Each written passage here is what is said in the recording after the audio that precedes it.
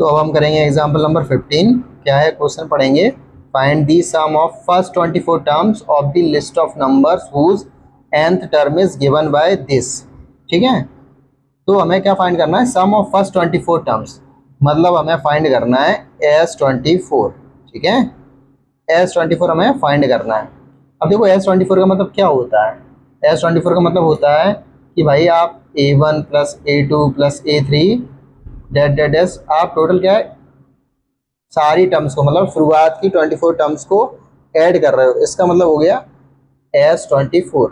इतनी बात पकड़ में आ गई।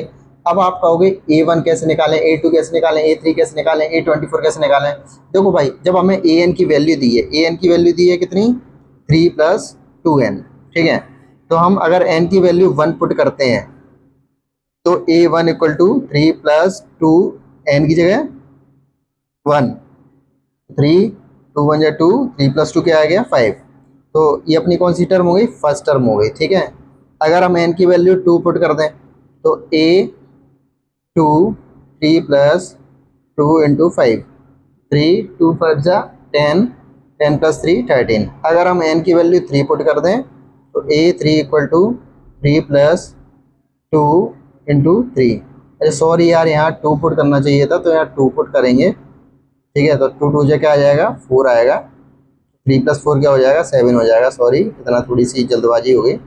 अब देखो 3 2 3 या क्या हो जाएगा 6, तो यहाँ क्या आ जाएगा 9 आ जाएगा। तो अपने पास ये फर्स्ट टर्म निकल आई और ये सेकंड टर्म निकल आई और ये अपने पास थर्ड टर्म निकल आई। ठीक है, शुरुआत की 3 टर्म अपने पास आ चुकी हैं। और देखो मैं एस एन का फॉर्मूला देखो आपको बताया क्या क्या होता है, n/2 होता है 2a प्लस n-1 डी, एक ये फॉर्मूला भी होता है, एक फॉर्मूला और होता है S N equal to n/2 A plus A N. ठीक है, अब जैसे मान लो मुझे S24 निकालना है, तो इधर n की वैल्यू कितनी है 24 है, तो n की जगह 24/2 आ गया, तो a plus A N A24। बात पकड़ में आ रही है। तो मैं कोशिश करूंगा कि मुझे A24 और मिल जाए, जिससे ये इजी हो जाए निकालने में। अब a की वैल्यू तो मेरे पास आ ही गई है, ये रही a की वैल्यू, तो मुझे A2 की जरूरत नहीं पड़ रही है और A3 की भी वैल्यू जरूरत नहीं पड़ रही है। लेकिन हाँ, अगर मैं इस वाले फॉर्मूले से करता तो मुझे a की वैल्यू पड़ती और A2 की भी जरूरत पड़ती। क्यों, क्योंकि मैं कॉमन डिफरेंस निकालता। कैसे निकालता, d equal to A2 minus A1। ठीक है, इतनी बात पकड़ में आ गई। ठीक,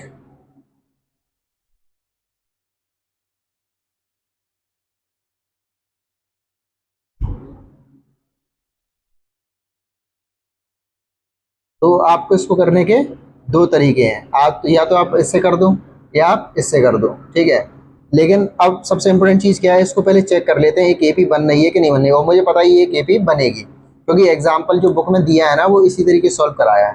तो मैं लिख लेता हूँ, लिस्ट ऑफ नंबर्स अपने पास क्या आई है, लिस्ट ऑफ नंबर्स अपने पास है भाई 5 7 9 डैश डैश डैश।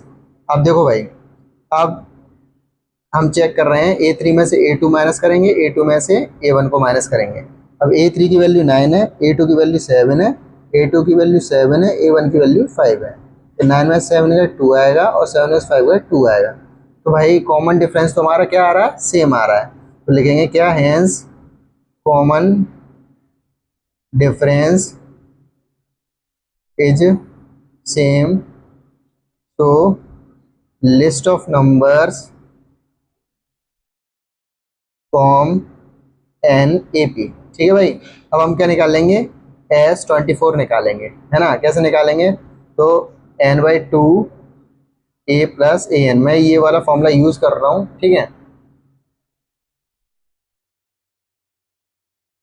तो S24 n की वैल्यू कितनी हो गई 24/2, a की वैल्यू क्या है 5 है, लिख दिया, a n की जगह 24 आएगा। अब A24 और निकालना है, तो मैं अगर n इक्वल टू यहाँ लिख दूँ 24, तो A24 3 प्लस 2 इंटू 24, 3 24 टू या 48 प्लस 3 51। तो A24 की वैल्यू कितनी आ जाएगी 51 आ जाएगी। तो S24 2 का 24 में डिवाइड देंगे 12, 5 प्लस A24 की वैल्यू कितनी है 51। ठीक है, 12 प्लस 5 प्लस 51 कितना हो जाएगा 56। ठीक, और अगर इसका और इसका मैं मल्टीप्लाई करूँगा तो हमारा जो आंसर आएगा वो कितना आएगा, शायद 672 आएगा। 12 6 72 7, हाँ यही आएगा। तो हाँ, यहाँ पे हमारा एग्जाम्पल नंबर 15 भी कंप्लीट हो चुका है। आई होप आपको शायद समझ में आया हो।